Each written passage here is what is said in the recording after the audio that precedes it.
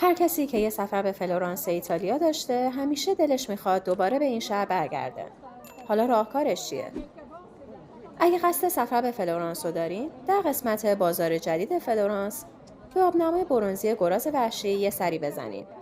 چون که مردم ایتالیا این عقیده رو دارن هر کسی که پوزه این گراز رو بماله و یه سکه تو دهنش بذاره، اگه این سکه توی آب زیر پای گراز بیفته و نره تو گودال، حتما اون نفر دوباره به فلورانس برمیگرده و تو زندگی شانس میاره.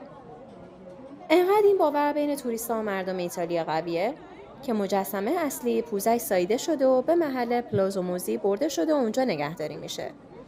و این یک کپی از گراز اصلیه که تو سال 1999 در بازار قرار گرفته.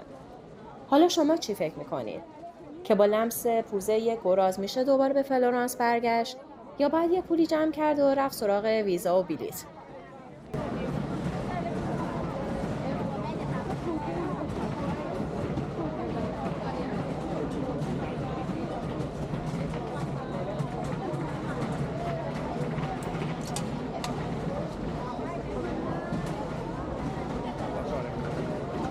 Alla på torsdag med på ett nätavstånd.